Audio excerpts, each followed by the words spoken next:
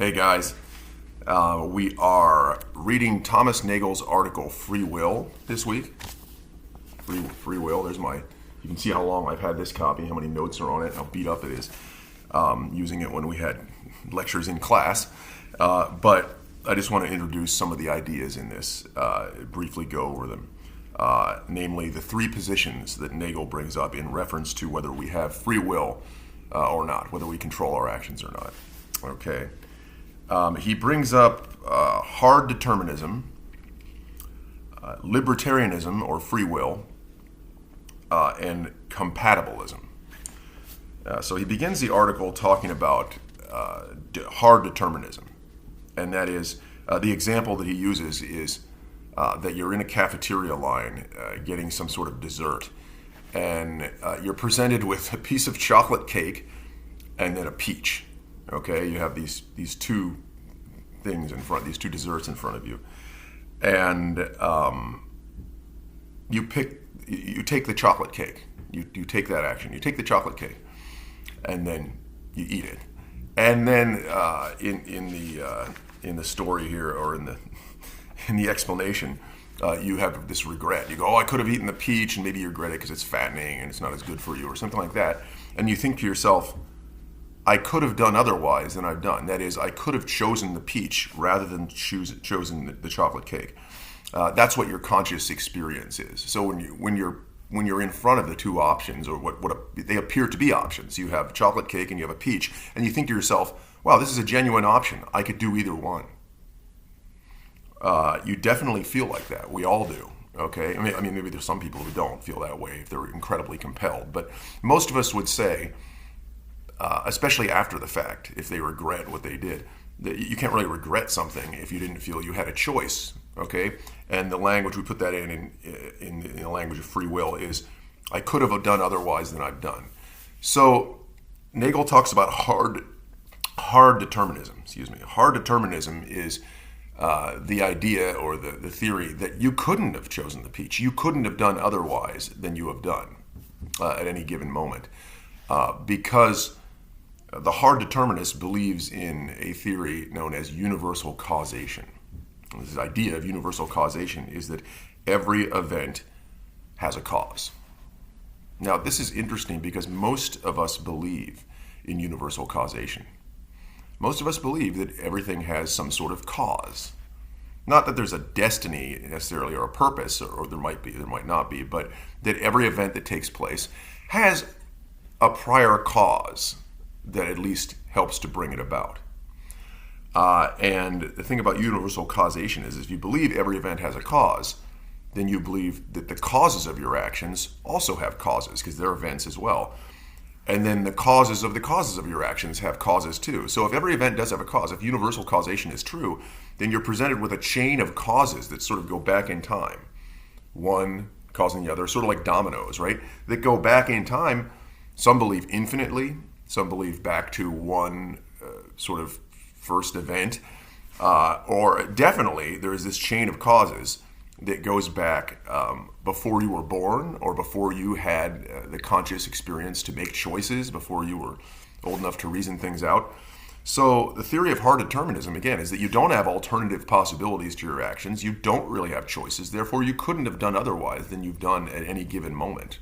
In this particular instance, you couldn't have chosen the peach instead of the chocolate cake, because taking the chocolate cake and eating it was caused by something, and that cause was caused by something else, and that cause was caused by something else, and that goes back to either your genetics or some environmental factor when you were a child, or 20 minutes ago, or before you were born, or whatever it is. So if you're presented with this chain of causes, kind of like dominoes, it's hard to see how you could actually have free will or free choice, because there's these factors that go far, probably before you were born, that set off this chain of causes that allow you to do the actions that you do. So that's hard determinism, which is dependent on the thesis of universal causation. Then second, you have the libertarian, or the advocate of free will, who believes that no, there may be causes for your actions, but ultimately, in the moment, if you're a rational creature, right, then you can sort of circumvent this inevitability of universal causation. You are able to do otherwise than you've done. You do have alternative possibilities to the actions that you take, and therefore you can be held accountable for the actions that you take. Right? You can be praised or blamed for what you have done. You can get angry at yourself for choosing the chocolate cake over the peach, or someone can blame you or hold you accountable for doing something bad to somebody, like like hurting someone or stealing something, or they can praise you for doing something good because you could have done otherwise than you've done. Meaning, if I do something if I hurt somebody, so you shouldn't have done that. That's the basis for ethics and morality, right? Judgment on one's actions. But if I couldn't have done otherwise, if I had no choice but to do what I did, you can't really blame me for it. And you also can't really praise me if I do something for somebody that you consider nice. Oh, that was great that you did that. Because people say you didn't have to do that. Well, if you're a hard determinist, you did have to do it. So there's no reason to praise you or blame you for anything. But if you could have done otherwise than you've done, but you chose to pick the thing you did amongst possible choices, then you can be rewarded for it or blamed or punished for it, and you have a system of ethics and accountability and morality. So again, the hard determinist believes you have no choice. Everything's just caused by past events, past antecedent circumstances. The libertarian or advocate of free will believes, no, you could have done otherwise than you've done. You have alternative possibilities to what you have done, meaning choices. And we believe that probably because, we have the experience. We all feel like we experience deliberation. When you observe several things in front of you, they appear to be choices. I could do this, I could do that. Or in your mind, you're like, I believe I could keep lecturing here. I believe I could raise my right arm. Okay, I believe I could get up and leave the room and stop doing this, because you've done many different things in the past, right? Therefore, you sort of import them all to you project them all to your present experience and say, I've done many different things before. Therefore, in this moment, I can do many alternative things. I have the choice. We all feel like this. I'm not sure if it can be demonstrated that this is true, that is free will. But it can definitely be demonstrated that we've done many alternative things in the past. So that's good enough for the libertarian. They believe we do have free will because we know that we've taken various types of actions in the past. Therefore, right now, I have the choice of taking various types of actions. Okay.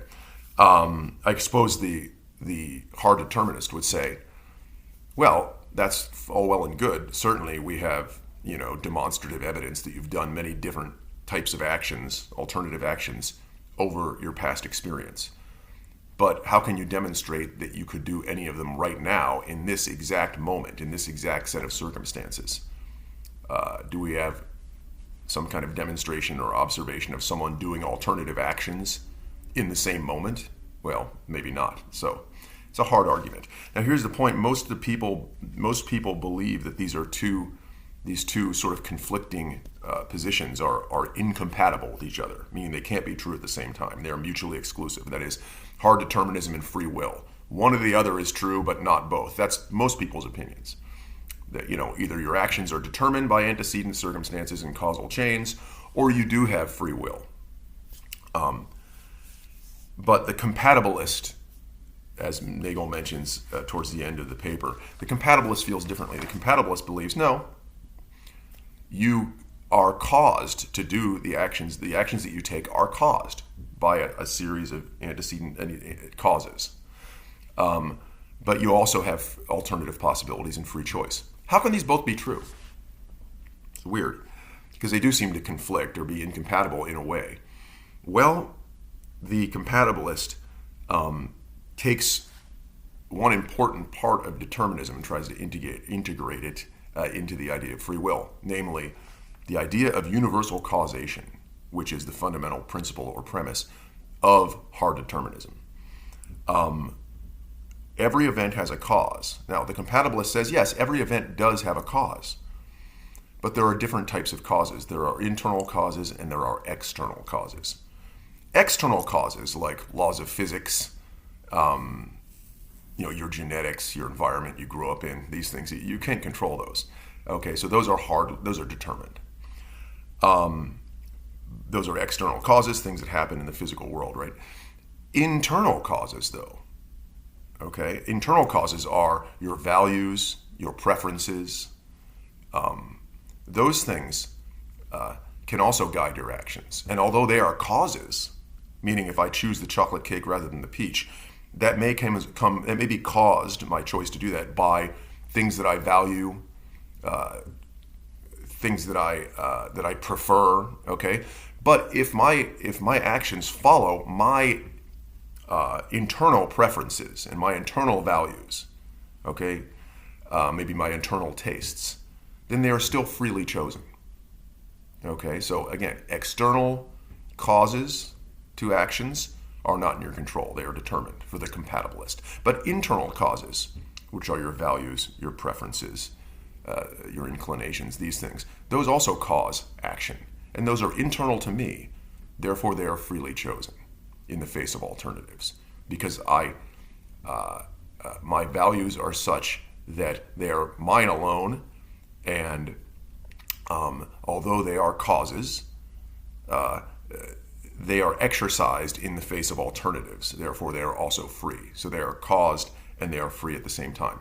A lot of people don't buy this, but a lot of people do. The interesting point is that, as far as compatibilism goes, is that even those who don't believe in compatibilism, people who believe in hard determinism or libertarian free will, mostly do believe the underlying principle or premise of both. Okay, that is the underlying principle of hard determinism, universal causation. Most of us do believe in universal causation. Most of us believe that every event has a cause.